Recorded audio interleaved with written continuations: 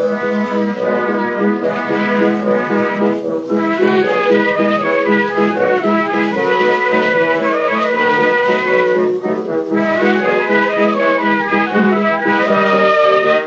to Loremen, a podcast about local legends and obscure curiosities from days of yore. I'm James Shakeshaft. And I'm Alistair Beckett-King. I'm taking you to the wilds of a Midland National Park. Oh, no. I think it's a national park. Listeners, maybe don't listen with kids that you don't want to have to explain too much to, because this does get a little saucy at times. James, are you doing a sauciness warning? This is a sauciness warning. Okay. But that said, let's delve into the mystery of the werewolf of Cannock Chase. Delving, are we? I mean, if you've got a problem with that, maybe turn off now.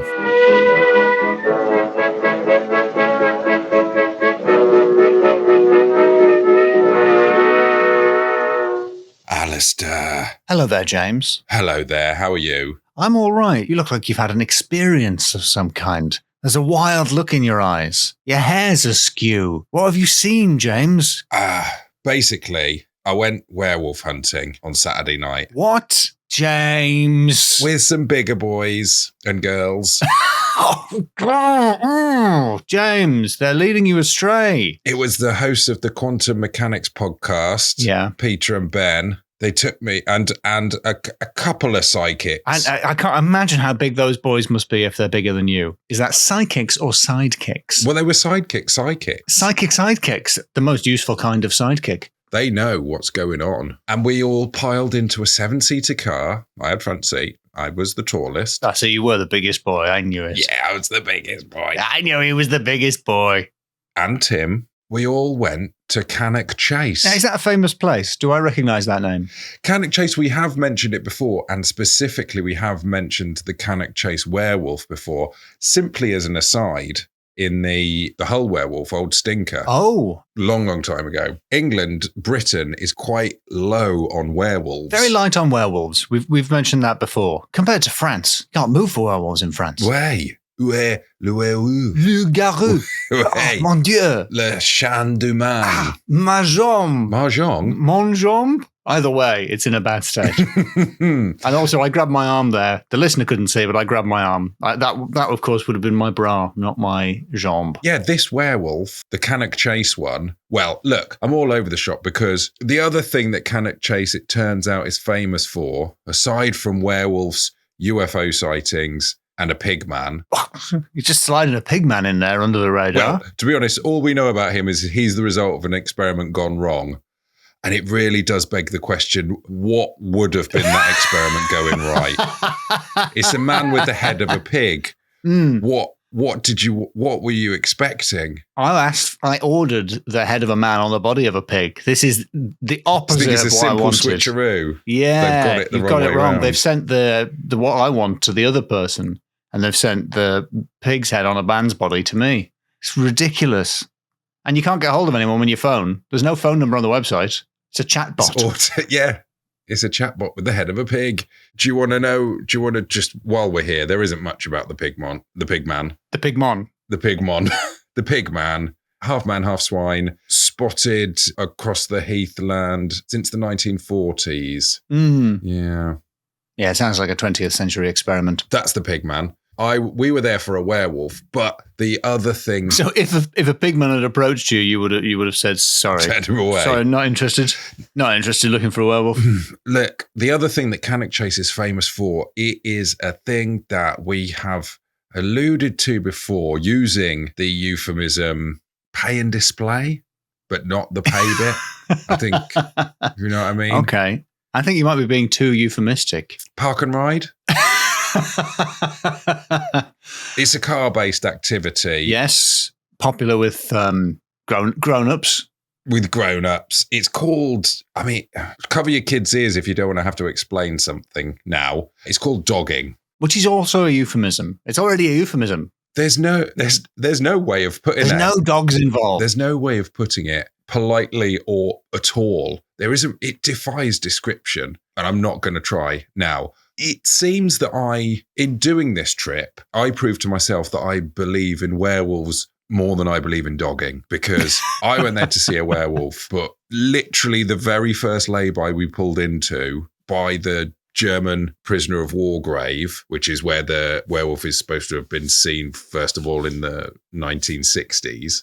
There were 3 or 4 cars and some men in hoodies standing around. We panicked. We instantly panicked. The lot of us, all of us paranormal investigators panicked in the car. What are we going to do? Just, are you paranormal investigators? Excuse me. To be honest, we don't know. They very well could have been. We don't know that they weren't. They were parked up next to the German prisoner of war grave, the spookiest part of Cannock Chase. The site of the first. It's the site of the first sighting of the Cannock. Do we know which war it was? Do we know how sympathetic we should feel towards those dead Germans? They were prisoners of war. Yeah, but which one? It was 1 and 2, I think. First World War Germans, much sympathy for First World War Germans, much less sympathy for Second World War Germans. I think it was 1 and 2, but mostly 2. 1 and 2. Oh, they've just bundled them in together there. Well, that's rather muddied the waters. I don't know the history of all the people in there. Some of them may have just been German people living in the country. I don't know what Britain's history is on the incarceration of German nationals during the war years. Right, back to dogging now, James. We did some recording. The psychics investigated the graveyard a little bit more than me. I didn't really feel comfortable doing that. I sort of went round the outside, nearly trod in some dog poo. That wouldn't have happened to the psychics. As we lurked around this location of the werewolf sighting, we could hear them sort of chatting away. I couldn't hear the specifics of what they were saying, but it sounded pretty normal and boring. It sounded like it was just like a few men having a chat. Yeah, I mean, I don't imagine that doggers are fascinating individuals conversationally. They're not going there for a chat, are they? Well, these guys were, and they were guys. I guess the thing that makes dogging so special wasn't happening at that point. Yeah. So you got to pass the time. Similar to werewolf hunting, I suppose. Yes, exactly. They could easily have been paranormal investigators and we were just too shy to approach them. And they could have been thinking the same about us. Yes. So the Cannock Chase werewolf has been seen since the 1970s. 1975, in fact, is the first sighting. But it is seriously the tip of the iceberg of weird things that happen in Cannock Chase paranormally. And Cannock Chase is a very peculiar area as well. It's quite wild woodland, but then like within it are sort of mid to late 20th century towns that don't seem to have like an old bit. It's not like it's an old village that got, because the industrial age grew up. As far as we saw, we only kind of plonked down some modern towns in the middle of nowhere. An estate, a 60s estate, which backs onto a water tower, which is the site of like a load of UFO sightings, black-eyed children. Are you aware of the black-eyed children phenomenon? Now, when you say water tower, we don't really have those much in the UK, do we? Am I right in picturing like an American-style water tower on big legs? Like the Warner Brothers water tower? It did not contain the Warner Brothers and the Warner Sister 2. It was kind of a solid mass with a bigger top and then a kind of solid thing. I think it was built in 1934. So it's got kind of a bit of an Art Deco, but a little bit like brutal at the same time. It seemed quite nice, but I was terrified at the time because this was the site of a black-eyed child encounter. There was a couple in the woods, which a lot of these stories seem to start with. There was a couple in the woods, and they were just passing the time.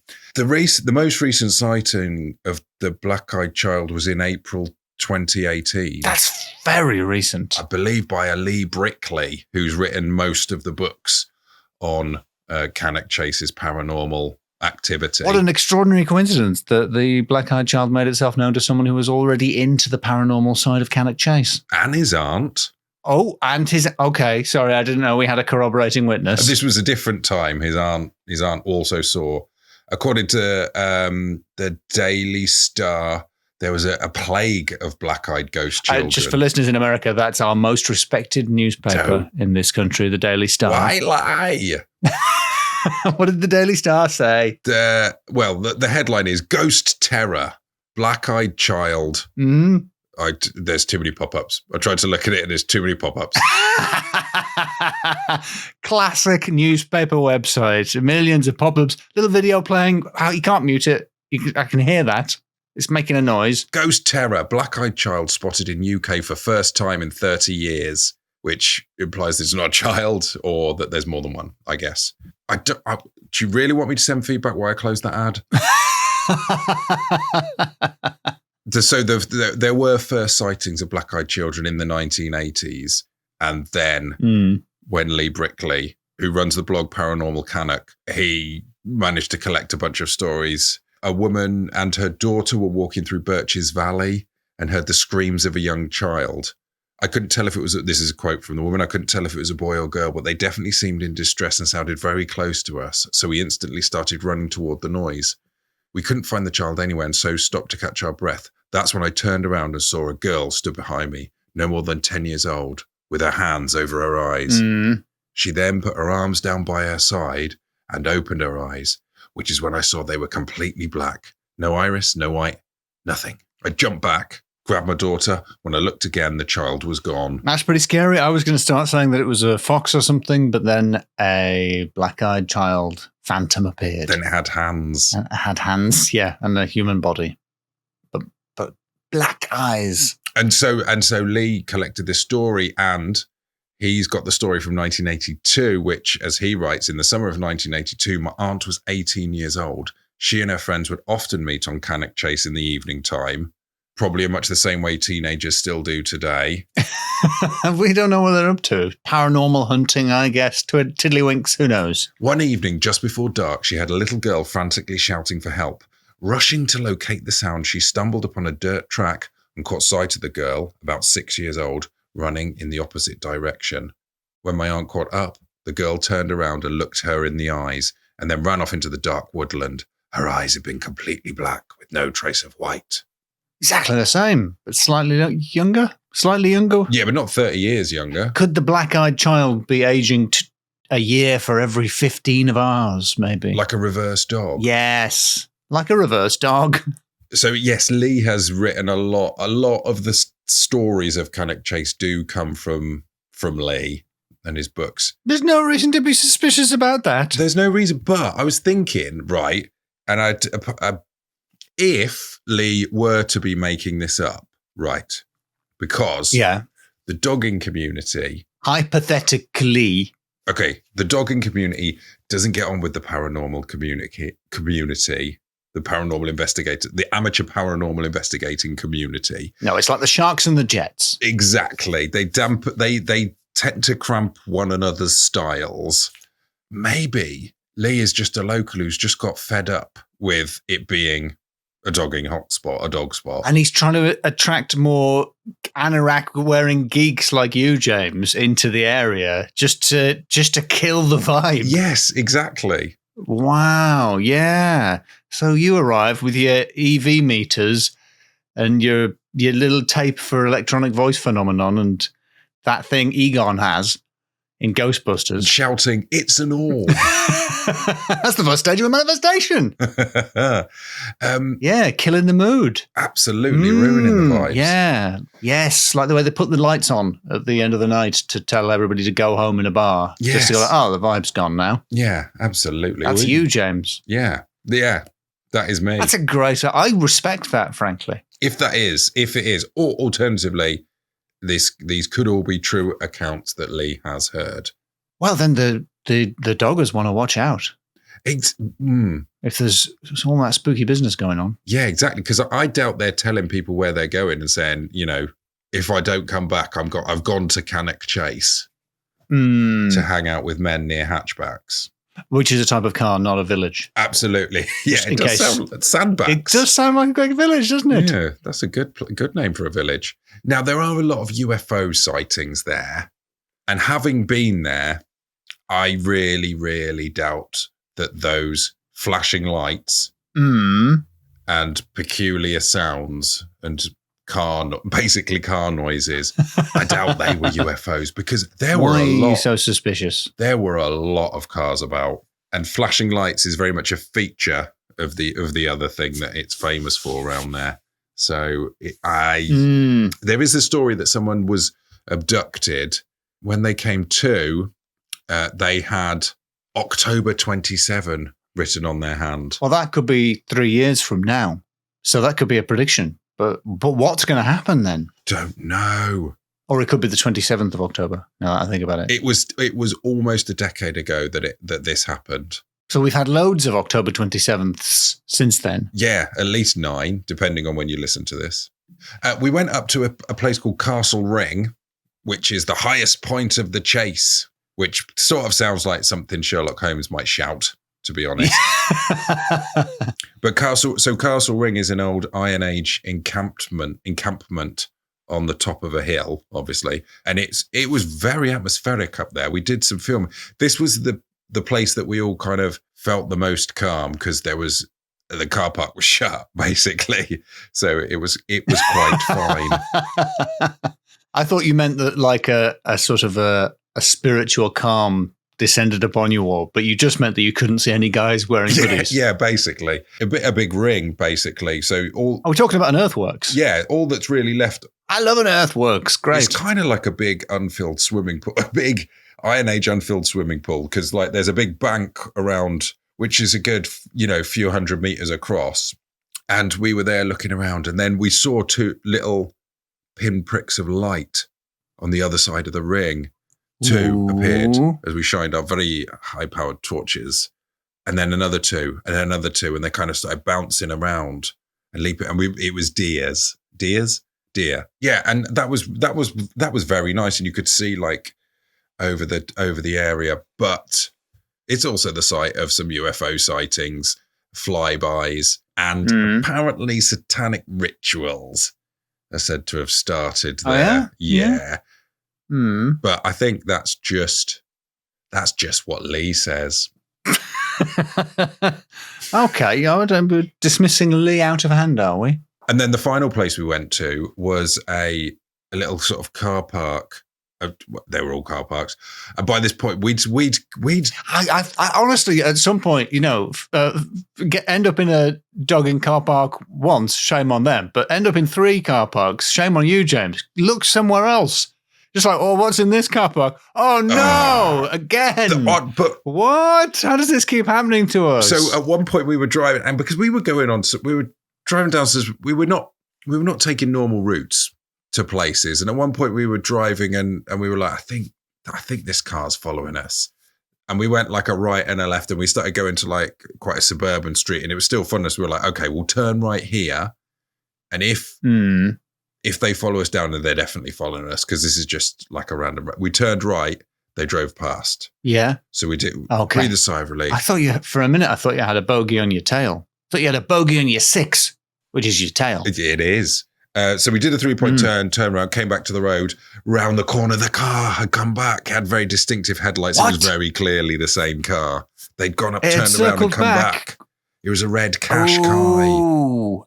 Oh, the most intimidating car on the market. Exactly, but it's got very distinct headlights. Yeah, so we visited lots of different sites of spookiness, and we the calmness that the Castle Ring had given us had dissipated. Well, you're being tailed, James, by a red Qashqai.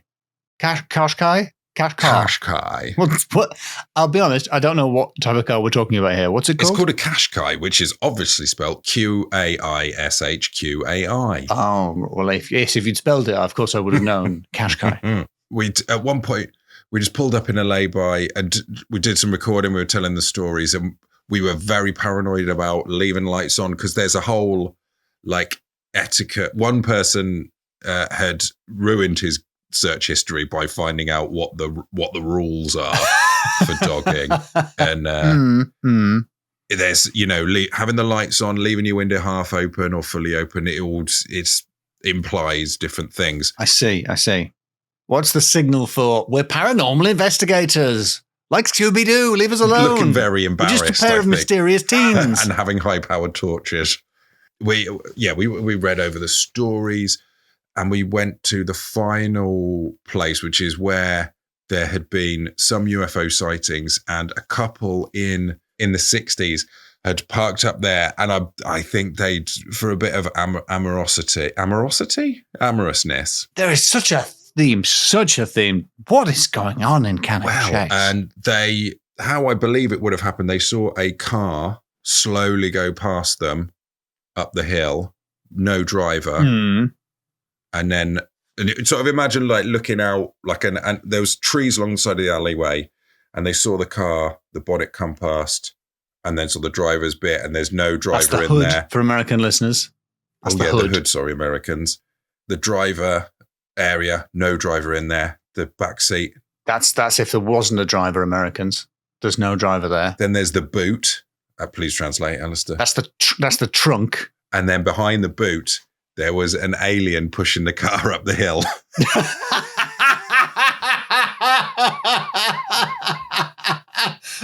That's the alien had broken down. I guess so. That didn't happen. No, that didn't happen. And I think it was the same people. I'm very excited because that was a great, obviously not true story. I can't wait to find out what else happened to these same people. A bunch of weird people came out of the woods in like robes and tried to like recruit, like get them to join us and come with us. Oh, so these are your Satanists. These are probably your Satanists. On the ring. So we told that story, and then I was like, I've shot some stuff for a field report. It is grainy. And then so we told that story. We were pretty nervy, and we'd been shaken up, to be honest, by the whole evening. We were like, let's just get home now. I was like, can I just do one little video bit, please? So I went and did a bit of field report outside the car, and then we were like, okay, we're going to go. I'm just going to have a quick wee. And I turned to go for a wee, and then at the end of the road with hedges on either side, headlights slowed down and turned it on. So I've just bundled and jumped back in the car as quick as possible. Yeah, I mean, yes. And we pulled away. You don't want to be you don't want to be engaging in any below the belt business. No, exactly. Yeah, and as we pulled away, we saw not when you're staring down the headlights of a red Qashqai. It was the red Qashqai from earlier, Alias. We saw the red Qashqai from earlier. The distinctive headlights of a Qashqai. We saw the gleam of the red coat of paint, and we were wow. And then it's been pushed by an alien as well. Even scarier. But the thing is, like, because we know, like, going into it, we knew that it was a dogging hotspot. You knew that going into it. You've painted yourself as incredibly naive throughout the entire thing. I thought you were surprised every time you encountered. No, but like doggers. I say, I turns out I believed in werewolves more than I believed in doggers. Yeah. Maybe we need some kind of day on, day off system for paranormal investigators and doggers. Just everybody can enjoy the chase in their own way. Exactly. But not simultaneously. Yeah, so we did know that doggers exist, like that this was famous for doggers. We didn't realize that quite how many people that actually means in real life. But if we hadn't have known that, we didn't see anything that looked like, as I say, the thing that makes dogging unique. What would we have thought those people were? Because we were going there for paranormal business. Would we have assumed that these were, black-eyed kids in their hatchbacks? Or something. Yeah, satanic cultists in they do wear hoods, don't they? They wear hooded robes. The modern version of hooded robes would be hoodies. Would be hooded hoods. Hooded hoodies, yeah. Another theory that I came up with, apart from the Lee one from earlier, was werewolves are known for having bright red eyes. Like the rear ends of cars, and flashing on your brake lights is a lure for the dog people. That's confusing. The dogging people. Some of these sightings of dogs, of dogging. What if some of these doggers it's just a werewolf, and people are going over there, they're getting eaten by that werewolf. That's how the story's not getting out. So maybe the werewolves kind of come up with is very thankful that the idea of dogging exists because it brings them fresh meat. But yeah, I felt very Alan Partridge saying to Lynn, these are sex people quite a lot of the time on that trip. But the flip side of the theory is, you know how in coastal towns where there was a lot of smuggling, there'd be a lot of legends about that certain areas of the coastline were haunted by perhaps a skinless boy or, a headless horse or something like that. Yeah. And these were stories that are put about by smugglers in order to scare off, people from their business. Maybe the whole werewolf thing, black-eyed kids, that's being put about by the doggers in order to scare people off. It could be, but it seems to me that they're actually a little bit short on people, or notably from your description, women. And maybe they need better marketing, because it sounds an awful lot like a car park full of guys waiting. That is, to be honest, what we... You could get that at B&Q. We're not trying to besmirch the name of B&Q, because that's how rumours start. No. Sorry. What does B&Q stand for? Nothing saucy. All right. In summary, I was up till 3. What kind of a shiver was that, though? Was that a shiver of terror? It's a mix of shivers. A shiver of regret. Yeah, and it was a bit chilly as well. Mist came when we were up on the ring. Mist came in as well when we were seeing the deer jumping around. It was very atmospheric, nice and secluded. Actually secluded. So far, Alistair, you might have noticed this has been quite scattergun. To be honest, James, I was thinking, where's he going with this? Where's he going? What's happening? And then an alien was pushing a car, and suddenly I was on board. I completely changed my... Previously, I thought it was just a handful of oddballs driving around in the night being weird, but now I realise there is serious alien activity on the go, and I respect you for chasing them down, those aliens, pushing their cars. Is there a petrol station near here? Does anyone know how to fix a hyperdrive?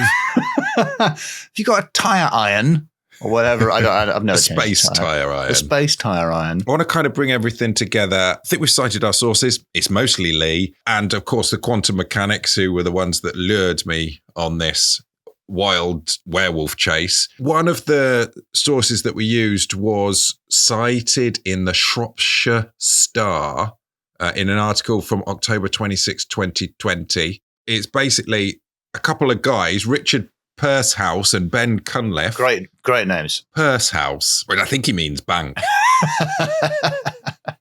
That's a lovely name, Pursehouse. So they've made a map, and the headline is Cannock's Spooktacular Map on Ghoul Earth. Ghoul. Right. Yeah. I'm going to repeat that pun. Ghoul Earth. Right. I was thinking Ghoul, the town in Yorkshire, but you mean ghoul as in a spirit, a spectre. Yeah. So the byline is a werewolf, a black panther, umpteen ghosts, and even an alien pushing a car up a hill. Just some of the more unusual sights at Cannock Chase. So what it is a map called Creepy Cannock Chase. And what I want to do is kind of just go around the map and just get a quick hot take from you on some of these. Oh, okay. You'll hear some of the ones we've talked about already, and hopefully it'll clarify some of the areas where I was a little bit woolly. So, boom, we're going to start. I want you to tell me basically, is it a dogger or is it dogging or is it supernatural? Is it okay? What's a good opposite to something pithy? Is it dogging or goblin? No. That sounds too similar. Spooky or kinky? Spooky or kinky. Yes. Okay. We start off at Milford Road. A bedraggled woman in shabby clothes spotted Milford is already leaning toward kinky, I have to say. I'm waiting to see how this develops. Bedraggled woman in shabby clothes spotted by a female motorist at the roadside near Shugborough and offered a lift. The woman promptly vanished as soon as she was dropped off. Spooky, not kinky. Spoopy. Even though it's in Milford. Even though it's in Milford. Shugborough. I repeat, Shugborough. Yes. I heard you the first time, yes. Nice. The name comes from the Old English Shuxburgh, implying an ancient earthwork haunted by a demon or evil spirit. The house is reputed to be haunted by Lady Harriet, and a former housekeeper haunts the kitchens. Spooky or kinky? Yeah, spooky. Okay. The A513. There's nothing funny about that name. A phantom cyclist is said to appear along a section of this road between Little Hayward and Rugeley, riding an old-fashioned bicycle, always in daylight. Oh, I like a daytime ghost. But I think spooky, that could just be a person. I bet the bike's old-fashioned. But I suppose it could just be a person on an old-fashioned bike. Yeah, it could be a hipster. But the suspension on those things. We can open it up to hipster, the hipster option. Yeah, that's neither kinky nor spooky. You're right. That's cyclist. Or it could be a kinky hipster that can't afford a car. Birches Valley, one of the locations of the infamous black-eyed child. This is the one that screams to get the attention of the passers-by that we briefly mentioned. Spooky or kinky? Also spooky. These are all spooky. These are all very spooky, James. Well done. Slitting Mill, which is a horrible place. Ghost of an elderly lady killed on the level crossing has been seen at the scene of her misfortune many years later. Spooky or kinky? But that's spooky. I mean, I feel weird that you asked me how saucy an old lady being killed at a level crossing is. That's what happened. The ghost may just be a coincidence. It may just be like a kinky old lady who just gets mistaken for a ghost. Fair Oak Pools, haunted by a man wearing a broad-brimmed hat and old-fashioned clothes, who bangs a wooden staff on the ground to attract the attention of passers-by. Okay, we know what is in his mind. Yeah, that's kinky. That's got to be kinky. That's definitely slightly saucy behaviour, yes. Beau Dessert, which I think is French for good pudding. Beau Dessert. The ghost of Beau Dessert's most famous resident, the first Marquis of Anglesey, was seen riding near the site of his old home shortly after World War II. Well, you know what marquises are like. They're all up to something. So I'm going to say kinky. What's the point of being a minor aristocrat if you're not getting up to all kinds of stuff? Yes. And running a successful safari park. Yeah, as a sideline. The skies over Cannock Chase. This is sort of a general one, obviously. Numerous UFO sightings above the chase have been made over the years. In 1990, for example, a moving ball of light was seen and heard by witnesses. Spooky or kinky? Neither, I think. It's neither spooky nor kinky. I don't think it's a ghost, but I also don't think doggers are in the sky. But I think it could be light pollution from all the cars. So I think that is a kinky. Oh, yeah. Okay. All right. So let's lean towards kinky then. The Castle Ring, which I mentioned before, which was quite a chilled out place. That is where the so-called pigman of Cannock Chase has been spotted. And also the ghosts of a young monk from Radmore Priory and a young girl have been seen near the ring. Yeah, very, very spooky, the ring. The German military cemetery, as before, this was our first point of contact. Sexiest part of the journey, yes. The German military cemetery, very, very sexy. That's the major sighting point for the werewolf, and also a black panther that's said to live on the chase have been reported there. I didn't know about this at the time. Again, not the African-American political group, but an animal. Could just be the werewolf whilst it's, just done its hair, really, couldn't it? Yeah, just a werewolf lying down. Spooky or kinky? I'm going to say spooky. Okay. Witchcraft on the chase. There was a case involving witchcraft reported to officers in 1936. I mean, that's all I've got here. Well, we can only assume it involved everybody taking their clothes off and leaping about. So I'm going to say kinky. Broadhurst Green and Camp Road. A ghostly parachutist is seen hanging from his lines in the vicinity whilst the cemetery was being created in the 60s. Right. I'm going to say spooky. You sure? Is someone hanging? I'm thinking it's... Anyway.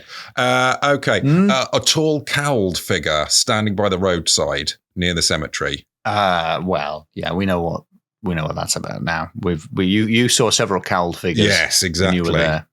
So, and whilst they were kinky. They were unnerving, I don't think they were spooky enough. Parrs Warren, unnerving screams heard by walkers in the area, but upon investigation, no sign of their source can be found. Probably a fox. But it could also be people up to all kinds of business. So I'm going to say not spooky. Definitely not spooky. Okay. Brockton, the ghost of a grey lady haunting the grounds of a golf club. Well, you know what golf clubs are like. You know what they get up to in golf clubs, I assume. I don't know. I'm going to say kinky. Yeah. And finally, this is the location where an alien was seen pushing the car up a hill in 1960. Oh, the spookiest of all. The spookiest encounter you could imagine, an alien pushing a car. His car got broken by how much dogging it was involved in. I don't know what happens. So, Alistair, I don't think we've kink shamed there. I hope not. I hope we're having the spook shame. Exactly. Good point. And I hope we've managed to dance around enough that this was acceptable for children. I don't think it was. I'm not sure we've managed. Should we score? Let's score it, yeah. Boom. Okay. I'm ready to pass judgment, but again, in an open-minded kind of way. Okay, first up, naming. Cannock Chase, pretty good. Sounds a little bit like a horse race of some kind, but that's fine. Got a good name. And there were some other great names of places in there, including Mr. Pursehouse. Yes. Good person's name. And some unnerving names like Slitting Mill. Ooh, yeah, disgusting. Yeah, Milford, of course. Milford, of course, who could forget? Bow Desert. The Castle Ring is a bit on the nose, and as is the German military cemetery. I think it's pretty good for names. I'm leaning towards a 4, unless you have anything that could. Well, I don't know. The water tower from earlier, that was the Pie Green Tower. The Pie Green Tower. That is quite good, actually. That's quite spooky. It's got a bit of Children of the Stones about it. The Pie Green Tower. Oh, happy day. We shall meet at the Pie Green Tower. You know? Yeah, exactly. But I still think it's a 4. That hasn't quite tipped over the threshold for me. Okay. Well. It's got to be supernatural. Oh, very-ish. Well, is an alien pushing a car actually supernatural? I was surprised as we went round the map that so many of them were coming out as spooky. You're right. The vast majority of those encounters were spooky. Yeah, I can't argue with that. There were ghosts, grey ladies, alien mechanics, the whole gamut. People searching for alien mechanics. I need a space spark plug. Yeah. So what we're talking? Just an alien trying to get a bag of crisps out of the little window when it's nighttime and you can't go in the shop.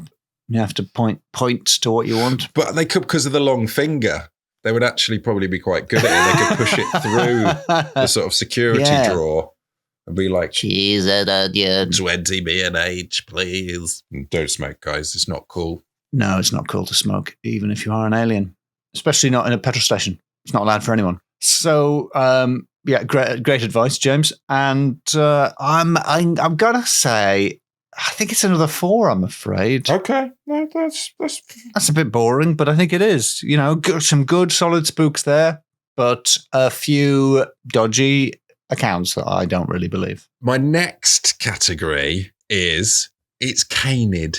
It's canid.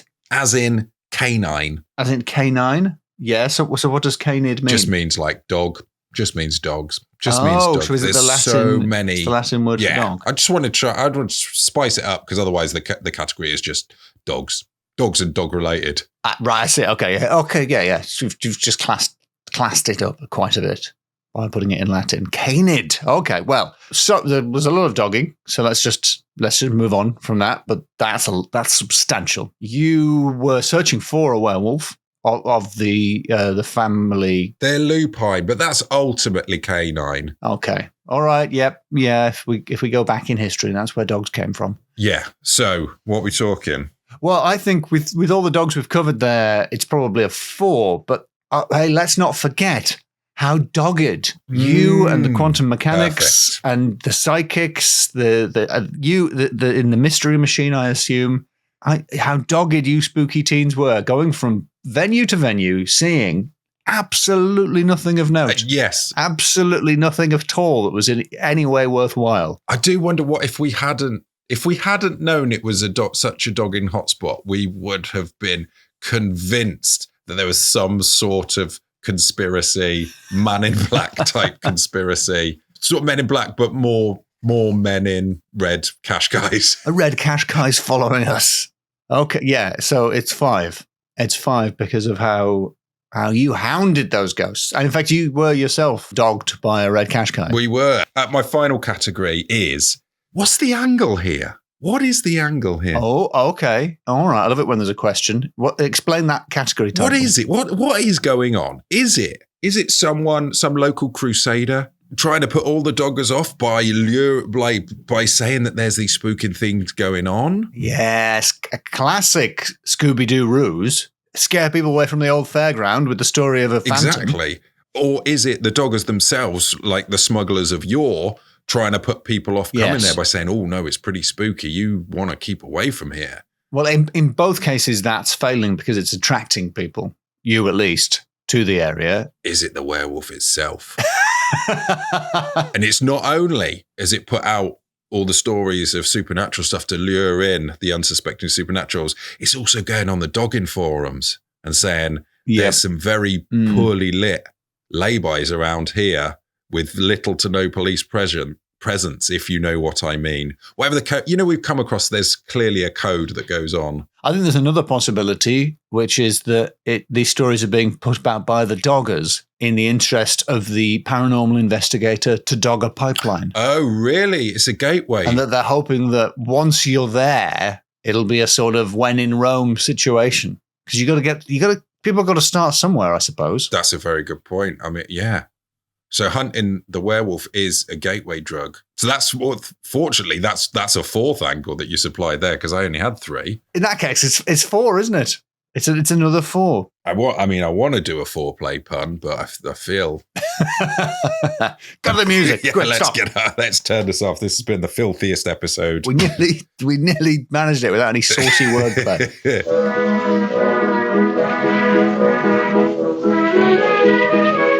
So, yeah, pretty saucy. That was one of the sauciest episodes ever.